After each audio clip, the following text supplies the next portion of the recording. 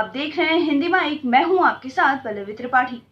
अफगानिस्तान में इस्लामी कट्टरपंथी समूह तालिबान अब अफगान की सत्ता पर शासन करने को तैयार है। इस दौरान 20 साल पहले तालिबान द्वारा अफगानिस्तान में शासन का भयानक मंजर एक बार फिर लोगों के जहन में खौफ पैदा कर रहा है। लोगों में दहशत का माहौल बन गया है, जो किसी भी सूरत में अफगान की जमीन को बस छोड़कर वहां से निकल जाना चाह रहे हैं। इसकी विचलित करने वाली तस्वीरें लगातार इस समय हर जगह तैर रही हैं। हालांकि तालिबान की तरफ से लगातार ये बात कही जा रही है कि यहाँ अब कोई खतरा नहीं होगा। अफगानिस्तान पर कब्जा करने के बाद बीते दिन तालिबान ने प्रेस कॉन्फ्रेंस की।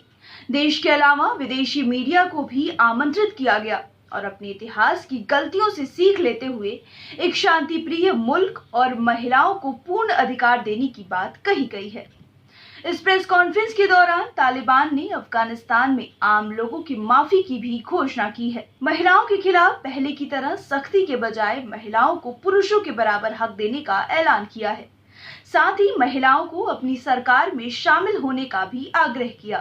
तालिबान ने सरकारी अधिकारियों और कर्मचारियों को काम पर वापस लौटने के लिए कहा है। हालांकि इस दौरान तालिबान ने यह भी स्वीकार किया कि तालिबान सरकार का ढांचा अभी पूरी तरह स्पष्ट नहीं है, लेकिन इसे पूर्ण इस्लामी नेतृत्व और इसमें सभी पक्षों को शामिल होने की अपील की बात कही गई है। साथ ही देश में महिलाओं के खिलाफ हिंसा को रोकने और उन्हें शरिया कानून के मुताबिक सरकारी ढांचे में शामिल होने की बात भी कही गई है। लेकिन अगर तालिबान का इतिहास देखें तो उनकी इन बातों पर यकीन करना नामुमकिन सा है। वहीं इस बीच ये भी खबर सामने आ रही है कि तालिबान ने देश में 15 से 45 वर्ष तक की अविवाहित स्त्रियों की सूची भी तैयार कर रहा है, ताकि वह उन्हें अपने खिदमत में लगा सके। इसके बावजूद तालिबानी प्रवक्ता अंतर्राष्ट्रीय स्तर पर अपनी छवि को साफ सुथरा दिखाने में लगे हुए हैं, ताकि उन्हें अन्य राष्ट्रों का सहयोग मिल सके। बीते कुछ दिनों से तालिबान के प्रवक्ता भी लगातार राष्ट्रीय और अंतर्राष्ट्रीय मीडिया संगठनों के जरिए लोगों के सामने आ रहे हैं और ये दिखाने का प्रयास कर रहे हैं कि उनका हृदय परिवर्तित हो गया है। वो शांतिप्रिय तरीके से शासन करना चाहते हैं और एक नई इस्लामिक मुल्क विकसित करना चाहते हैं। लेकिन सवाल अब भी वही है, क्या तालिबान पर भरोसा किया जा सकता है? अफगानिस्तान में तालिबान की सत्ता में आने के बाद सबसे ज्यादा खौफ महिलाओं में है, जिन पर तालिबान के जुल्म इतिहास के पन्नों में काले अक्षरों में दर्ज हैं।